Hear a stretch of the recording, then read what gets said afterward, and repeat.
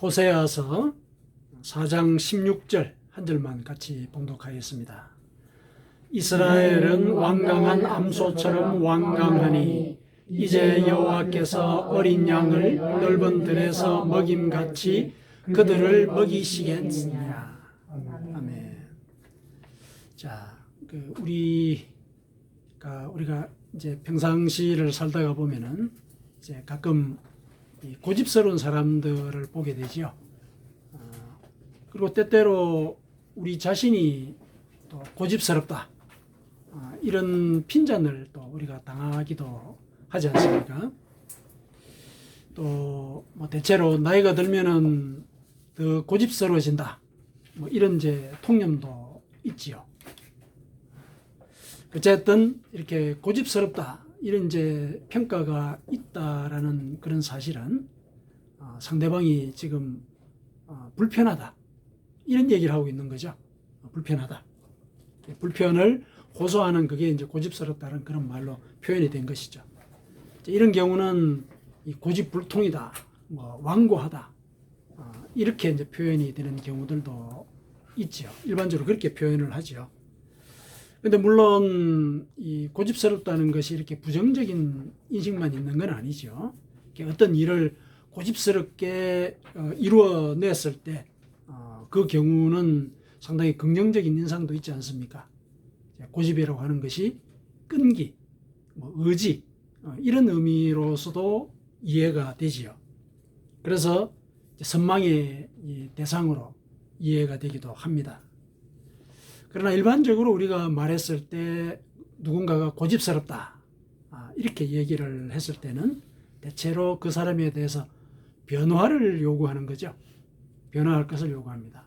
그 말은 뭐냐면은 그 사람이 좀 이기적이다. 그러니까 이 변해야 된다는 얘기죠. 이기적이다.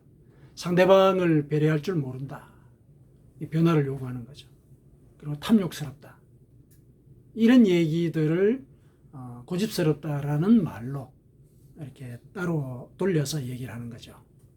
그러니까 변화를 우회적으로 요구하는 것이죠.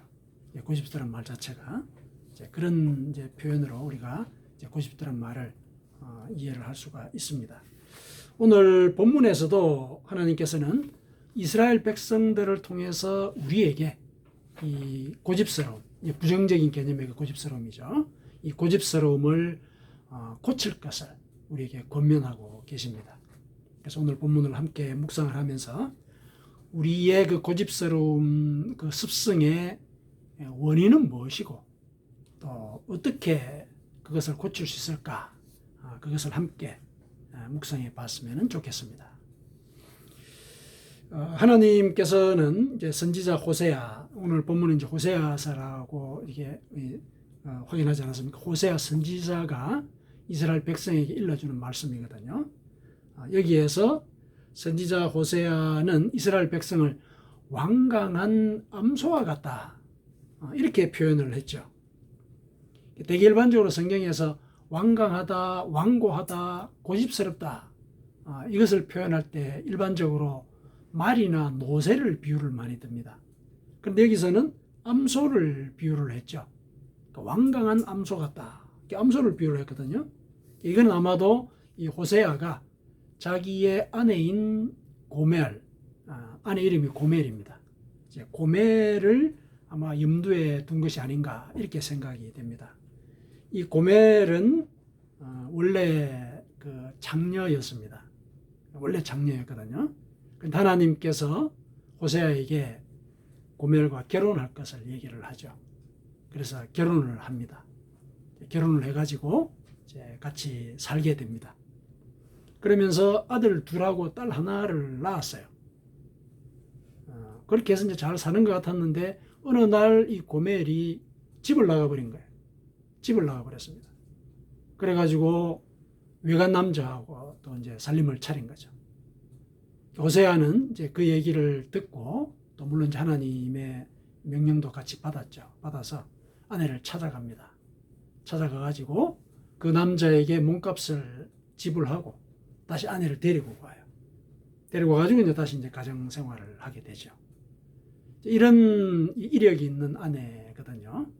이 아내가 옛날에 그런 뭐 이게 일종의 뭐 습관이라고 얘기하면 좀 어폐가 있을는지는 몰라도 그런 어떤 이런 관행, 자기가 살아왔던 방식, 이걸 끊지를 못하고 도로 돌아간 거 아닙니까? 외간 남자하고 이제 같이 또 살림을 차리고 한 것을 보면은 그러한 어떤 이 경험이 있는 거예요, 호세아가. 그래서 참 이 완강한 게 이 암소다, 암소와 같다. 이게 이제 자기 아내를 이제 염두에 둔 그런 얘기일 수도 있죠. 그렇게 표현을 하게 된 이제 근본 그 의도는 이스라엘 백성들이 하나님 앞에 하는 행위가 고멜의 행위와 같다. 이걸 호세아는 알려주고자 했습니다. 이스라엘 백성들은 하나님을 섬긴다라고는 얘기를 하는데 실제로 하는 일들은 바알이라고 하는 신을 섬겼거든요. 바알이라고 하는 신을 섬겨서 하나님을 섬긴다. 이거는 결국은 하나님과 결혼을 한 상황이라고 본다면은 이렇게 결혼한 사람이 이제 다른 신을 섬긴다. 외간 남자하고 이제 살림을 차리는 이제 그런 경우에 비유가 되는 것이죠. 그래서 고멜의 이런 행위가 바로 이스라엘 백성들이 지금 하나님께 하고 있는 그런 행위와 같다. 그들이 이렇게 완고하다. 옛날의 습성을 버리지 못하고 또 옛날대로 돌아가는구나. 이거를 호세아의 삶을 통해서 이스라엘 백성들에게 알려준 것이죠. 호세아는 그 당사자로서, 경험한 당사자로서 이스라엘 백성들에게 얘기를 하는 거죠. 너희들은 하나님 앞에서 그렇게 고집스러운 그런 행위를 벌이고 있구나. 이렇게 이제 지적을 하는 것이죠. 그 이면에는 너희들은 사실은 영적인 간음을 하고 있는 것이다. 이런 지적도 함께 하고 있는 것이죠. 하나님을 섬긴다라고 하면은 하나님께 온전히 모든 것들을 걸고 믿음을 지켜야 하는데 바알신을 섬긴다? 이거는 음행하는 것이다. 영적인 음행이다. 이렇게 이제 얘기를 하는 거죠. 자, 이런 이 고멜의 행위를 볼 때 이 고집스러움, 그것의 원인을 조금 이렇게 우리가 추정을 할 수가 있습니다.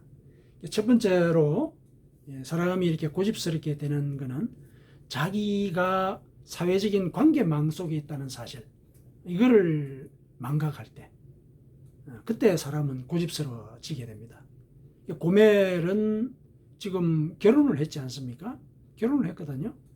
그리고 자식들을 낳았어요. 한 남편의 아내이고 세 자식의 어머니입니다. 이런 사회 관계망 속에 자신이 들어있는 거죠. 근데 그거를 몰각한 것입니다. 잊어버린 것이죠. 뭐 개념이 없었을 수도 있고 그런 상황에 대해서. 그래서 자기가 세상의 중심이다 이렇게 생각하는 거죠. 그래서 내가 결정한 데 따라서 세상이 돌아간다. 이런 이제 생각들이 그 밑바닥에 있을 수가 있죠. 그런 태도. 내가 세상의 중심이다. 내 결정에 따라서 나는 내 삶을 사는 것이다. 이렇게만 생각을 하지 내가 사회 관계망 속에서 내가 지켜야 될 어떤 그 관계의 규칙 이런 것들을 이제 생각을 하지 못한 것이죠. 그러면은 사람은 이제 고집스럽게 되죠. 마치 그 우물 속의 개구리처럼 자기가 아는 하늘이 전부인 것처럼 이렇게 행하게 되죠. 그렇게 자기가 결정한 것에 따라서 모든 것들이 이루어진다라고 생각하는 것, 이게 그 사람을 고집스럽게 만들죠. 다른 사람과의 관계망 속에 내가 있다는 사실, 나 말고 다른 사람이 있다는 사실, 이걸 생각하지 않는 거죠. 이게 이제 고집스럽게 되는 이유 중에 하나입니다. 자, 두 번째, 과거의 기억에 매여 있으면은 사람은 고집스러워집니다. 가령 이제 고멜의 경우를 예를 들면은 옛날에 장녀였다 하더라도 지금은 한 남편의 아내이지 않습니까? 그럼 변해야죠. 변해야 되는 것입니다. 그런데 고멜은 오히려 과거로 돌아가고 말았죠. 그것이 그 사람의 탐욕이라든지 혹은 욕정 때문에 그런 게 아니냐 이렇게도 얘기해 볼 수가 있는데 그렇게 보더라도 그녀는 과거의 그 쾌락의 기억에 사로잡혀 있는 것이죠. 과거에 사로잡혀 있다는 것입니다. 물론 반드시 그런 어떤 쾌락의 기억 때문에 또 과거에 매이게 되는 것은 또 아니죠. 과거에 어떤 큰 상처를 받았다. 그러면 이제 그 상처가 그 사람의 현재 삶에 또 영향을 미치지 않겠습니까? 자라보고 놀란 것은 소뚜껑 보고 놀란다. 이런 속담도 있지 않습니까? 옛날에 어떤 큰 상처를 받은 그런 기억이 있다면은 현재를 볼 때도 그 상처의 어떤 반응에 따라서 현실을 판단하게 되죠. 이것도 역시 과거의 영향을 받는 것입니다. 그리고 정반대로 또 과거에 자기가 어떤 지혜로운 판단을 해가지고 뭐 큰 이득을 얻었다. 이런 기억이 있다면은 또 그것도 현재의 삶에 영향을 끼치게 되겠죠. 이 상황이 바뀌고 여건이 바뀌었다는 거 고려하지 않고 옛날에 그 좋았던 기억, 거기에 따라서 현재의 문제를 또 보려고 하지요. 이거는 결국 과거의 경험이라고 하는 그 좁은 세계 속에 자신의 모든 가능성을 묶어두는 그런 결과를 초래하게 되는 겁니다. 결국은 그것도 역시 고집스러운 그런 상태를 만들어내게 되지요. 그 다음에 세 번째로 불안하면 사람은 고집스럽게 됩니다. 고멜이 어떤 불안 정세를 갖고 있었는지, 뭐 심리적인 불안 정세, 그거는 확인할 수는 없습니다.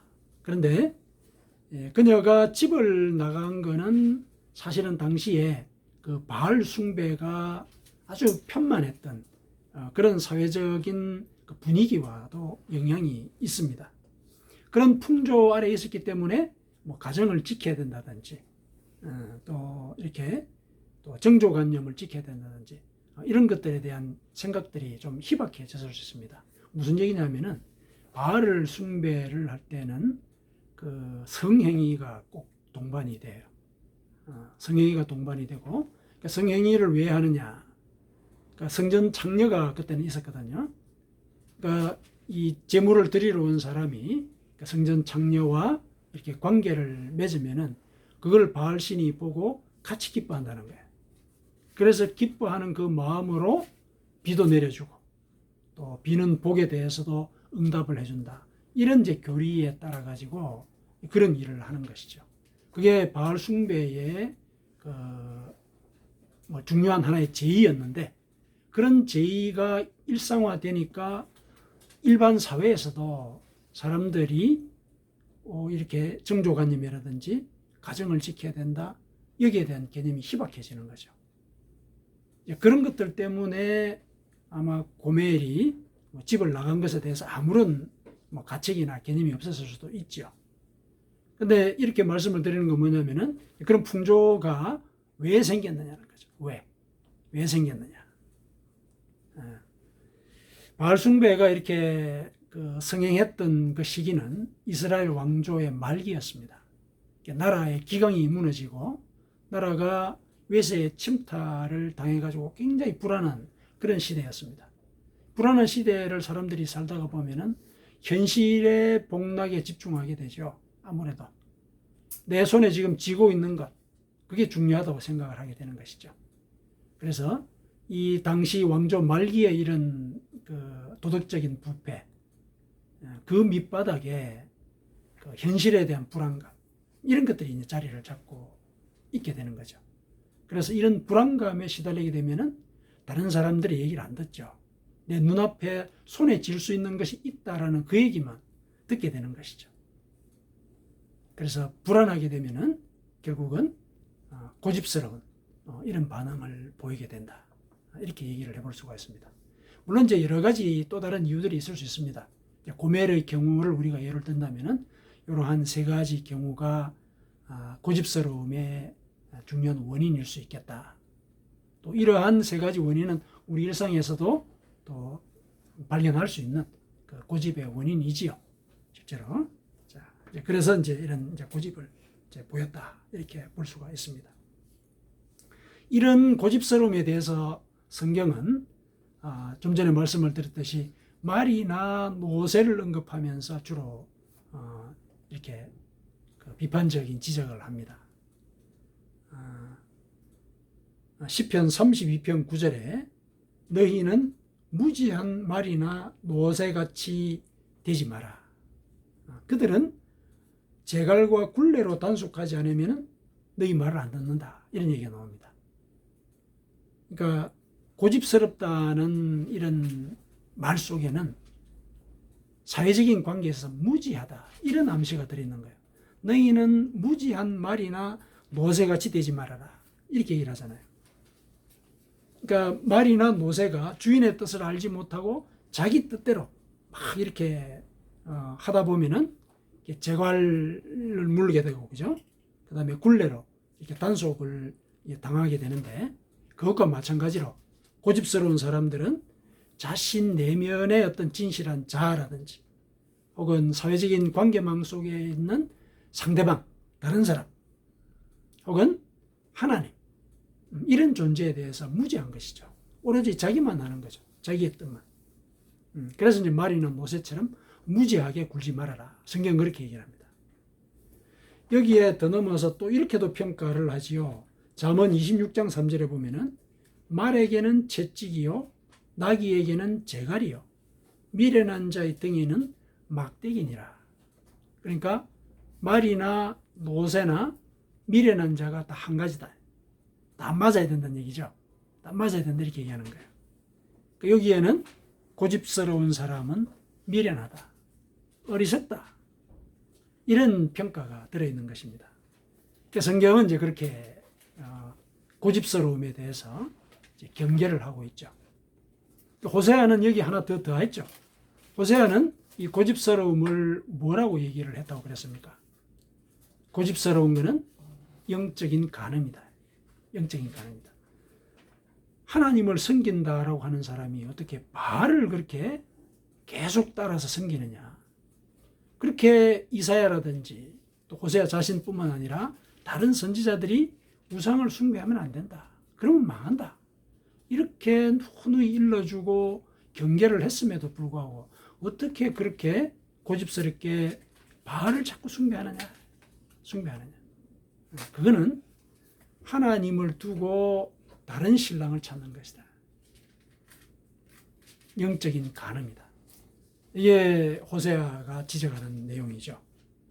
그거를 이제 얘기를 합니다.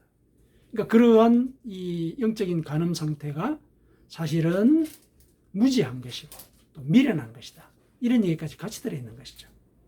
그렇게 평가를 하세요. 실제로 호세아서 4장 12절에 오늘 본문 앞쪽에 보면은 내 백성이 나무에게 묻고 그 막대기는 그들에게 고하나니 이는 그들이 음란한 마음에 미혹되어 하나님을 버리고 음행하였음이라.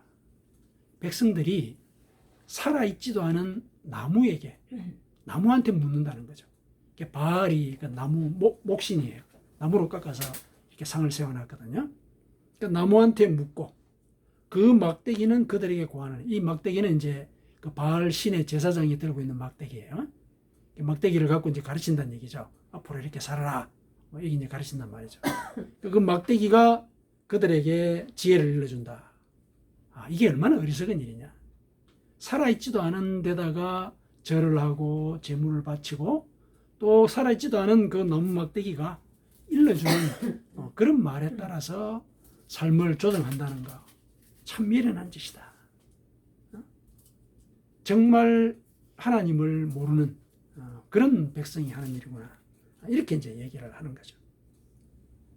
이때는 또 무슨 일이 있었냐면은, 이렇게 이 제의 중에 성행위를 하다 보니까, 결혼하기 전에 처녀들이 처녀성을 바치는, 이런 일들까지도 있었다고 그럽니다.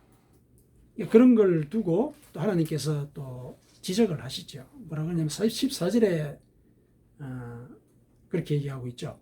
너희 딸들이 음행하며, 이게 이제 그 얘기입니다. 너희 딸들이 음행하며 너희 며느리들이 간음하여도 내가 벌하지 아니하리니. 왜 벌을 안 하시느냐? 다 똑같다는 얘기예요. 딸이나 며느리도 이렇게 하지만은 이는 남자들도 창기와 함께 나가며 음부와 함께 희생을 드림이라. 이 바알 제사의 상황을 지금 여기서 암시를 하고 있는 거죠. 이 성전 창녀와 함께 그렇게 부도덕한 일들을 하고 있는데, 너희 딸들이나 너희 며느리들이 그런 짓을 한다고 해서 내가 어떻게 그들만 따로 벌하겠느냐. 다 똑같다는 얘기예요. 이런 일들이 그 당시에 벌어지고 있었습니다. 그러시면서 경고를 하시죠. 14절에 깨닫지 못하는 백성은 망할 것이다. 망할 것이다. 자, 이런 상황이 실제로 전개되고 있었다. 이걸 우리가 생각을 한다면은 이스라엘 백성은 사실은 하나님을 믿고 있는 게 아니죠. 하나님을 믿는 게 아닙니다. 자기를 믿는 거잖아요. 자기를 신뢰하고. 그러니까 바알이 이게 목신이다, 나무다, 뭐 이런 거는 이해를 하더라도 어쨌든 내가 신으로 섬기면은 결국은 내가 원하는 대로 해줄 것이다. 이런 이제 믿음을 거기에 보이는 거잖아요. 그러면은 이제 그거는 결국은 바알을 섬긴다라고 하면서 자기의 욕심을 섬기는 것과 다르지 않은 거죠. 계속 이제 자기를 주변으로 돌아가는 거예요. 자기를 주변으로. 모든 세상을 보는 눈들이 결국은 자기의 욕망을 어떻게 이룰 것인가, 여기에 집중을 하게 되는 것입니다.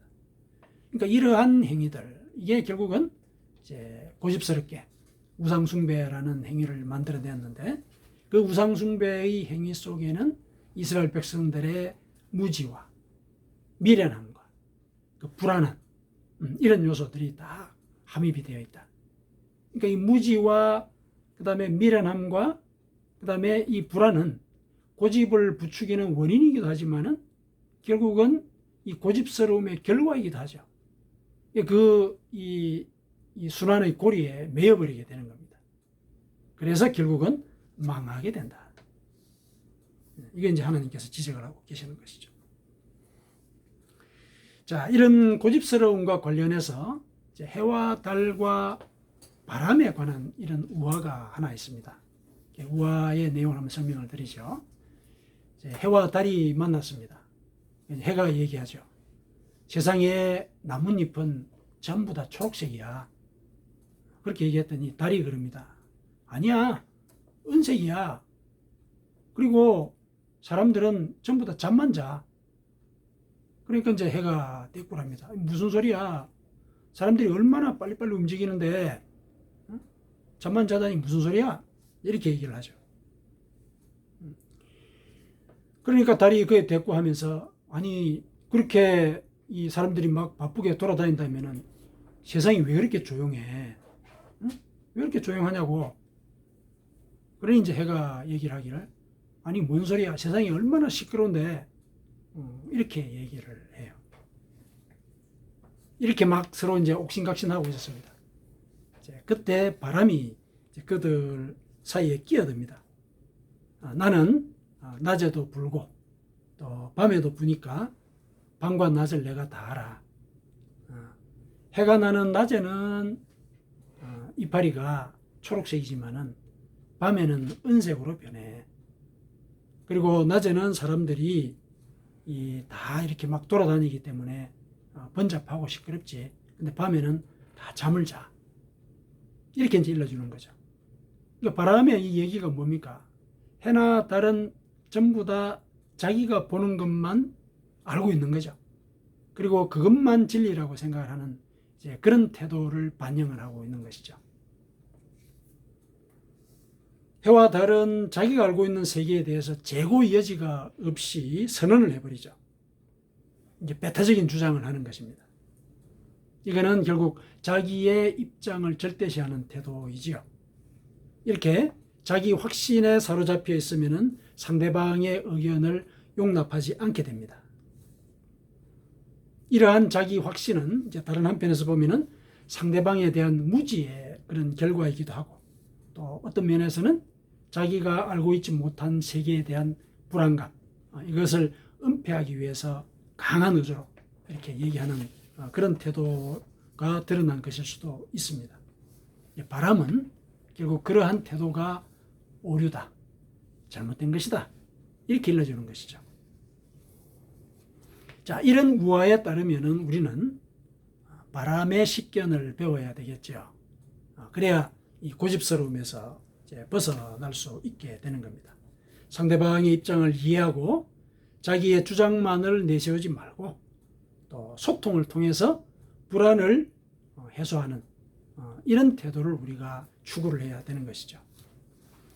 그런데 이제 우화에서 우연히 이렇게 바람이 나오긴 했는데 이 바람을 뜻하는 히브리 말이 성경에서 성령을 나타내는 말하고 같은 단어예요.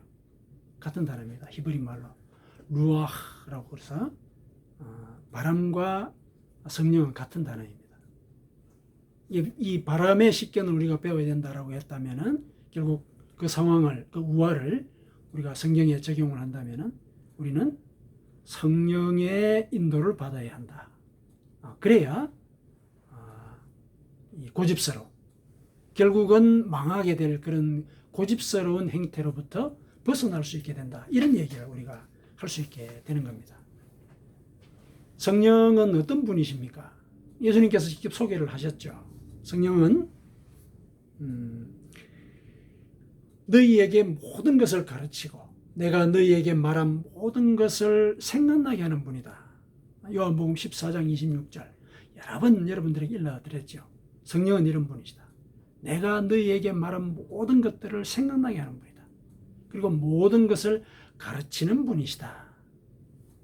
그분이 우리에게 임하시면은 우리는 고집스러움, 나만의 그 좁은 경험의 세계, 자기 확신의 그런 편협한 세계관, 여기로부터 이제 벗어날 수 있게 된다. 이 얘기죠. 왜냐? 성령은 모든 것들을 가르치는 분이시기 때문에 그렇다. 그렇다면 우리는 이 고집스러움을 벗어나고자 하기 위해서 어떻게 해야 되느냐? 성령의 임재를 강구해야 되는 것이죠. 성령께서 물론 우리 마음속에 계시지만은 성령께서 시시로 우리에게 일러주시기를, 하늘의 지혜를 일러주시고 또 예수님께서 가르치신 그 복음의 뜻을 깨닫게 이렇게 활동을 하시기를 우리가 강구를 해야 되는 것이죠. 그렇게 할 때 우리는 이 고집스러움에서 이제 벗어날 수 있게 되는 것입니다. 자, 성령께서 우리에게 임하시면은 우리는 자신을 세상의 중심이라고 생각하는 그런 태도가 허상이라는 것, 이거를 깨닫게 됩니다. 이사야서 55장 8절에서 9절을 보면은 내 생각이 너희의 생각과 다르며 내 길은 너희의 길과 다르다. 여호와의 말씀이니라. 이는 하늘이 땅보다 높음 같이 내 길은 너희의 길보다 높으며 내 생각은 너희의 생각보다 높음이니라. 이 사실을 경험하게 하십니다. 이 사실을 경험하게 하세요. 하나님께서 이 세상을 당신의 섭리로 이끌고 계시다는 사실을 인정할 수 있는 그런 것을 체험하게 하시는 거죠. 그렇게 되면은 우리는 이웃의 다른 사람들도 나와 마찬가지로 하나님의 섭리의 이끄심이 필요한 존재라는 것, 이걸 깨닫게 됩니다. 하나님의 섭리가 이 세상을 이끌고 가고 나 또한 그 섭리에 의해서 이렇게 세상을 살아왔다. 이걸 깨닫게 되면은 다른 사람도 그러하다는 걸 깨닫게 된다는 거죠. 고집을 내려놓을 수 있는 기회를 열어주시는 것이죠. 그 다음에 성령은 우리가 하나님의 도우심을 간구하도록 인도하십니다. 그래서 혼자서 결정하고 하나님의 말씀마저 그동안 참고 자료로 이렇게 여겼던 태도가 어리석다는 것, 이거를 깨닫게 됩니다. 이사야서 30장 21절에 너희가 오른쪽으로 치우치든지 왼쪽으로 치우치든지 내 뒤에서 말소리가 내 귀에 들려 이르기를 이것이 바른 길이니 너희는 이리로 가라. 성령이 이렇게 가르쳐 주신다는 거죠. 성령이 이렇게 가르쳐 주십니다. 그런 가르침을 따를 때 우리는 미련하고 어리석은 결정에 매여서 영적으로 제자리 걸음을 하는 이런 상태를 벗어날 수 있게 되는 것입니다. 자기를 우상으로 만드는 이런 미련한 짓을 하지 않게 되는 것입니다. 그 다음에 마지막으로 성령께서는 우리가 소통을 두려워하지 않도록 하시죠. 두려워하지 않도록 하십니다. 성령께서는 하늘의 지혜를 일러주시기 때문에 우리는 이 세상을 살아갈 때 불안을 느끼지 않게 됩니다. 왜냐? 예수님께서 가르쳐 주신 것, 그것을 알려주시는 분이 성령님이라 그러지 않으셨습니까? 예수님께서 뭐라고 얘기하셨습니까? 너희로 내 안에서 평안을 누리게 하고자 한다. 세상에서는 너희가 환난을 당하나 담대하라. 내가 세상을 이겼다. 요한복음 16장 33절입니다. 내가 세상을 이겼다. 이 사실을 성령께서 깨닫게 하신다는 겁니다. 세상을 이긴 분이 나를 지키고 계시다는 사실, 이거를 알게 하시는 분이 성령이라는 것이죠. 그렇다면 우리는 세상에 대해서 두려워할 이유가 없는 것입니다. 그래서 성령이 임한 사람들은 박해를 받더라도 평안을 누리는 겁니다. 진리를 추구하게 되죠. 그래서 이런 사람들은 하나님 안에서 평안을 누리기 때문에 다른 사람들도 평안을 누리기를 원하게 되지요. 고집스럽지 않게 된다는 얘기입니다. 사랑하는 성도 여러분, 하나님을 믿는 사람이 고집스럽다, 이런 평가를 받는 것은, 그것은 그 사람이 지금 영적인 간음의 상태에 빠진 것이 아닌가, 이렇게 돌아봐야 됩니다. 하나님을 믿노라고 하면서 자신의 결정만을 우선하고 또 다른 사람에게 강요한다는 것, 이거는 결국 자기를 우상으로 숭배하는 일입니다. 궁극적으로 말해서 이것은 하나님의 존재를 믿지 않는 것입니다. 이렇게 고집스럽게 살게 되면 오늘 본문에 이른 대로 여호와께서 어린 양을 넓은 들에서 먹인 같이 우리를 먹이지 못하십니다. 고집스럽게 되면 그 고집의 의도와는 달리 오히려 우리는 평안을 누리지 못하는 것입니다. 왜 고집을 부립니까? 평안을 위해서 그런 것이죠, 궁극적으로. 그러나 하나님께서 단언을 하시죠. 성령의 인도를 받지 않고 너 자신의 결정만을 따르게 되면 그건 오히려 평안을 해치는 것이다, 이렇게 얘기를 하고 계시는 거죠. 그래서 우리는 성령의 임재를 간구해야 합니다. 성령께서 우리와 늘 동행하시도록 이렇게 회개하면서, 죄가 있으면 성령께서 활동을 못 하시거든요. 그래서 늘 회개하면서 그분의 말씀에 마음의 귀를 기울여야 됩니다. 어떻게 하면은 성령께서 일러주시는 말씀을 우리가 들을 수 있느냐?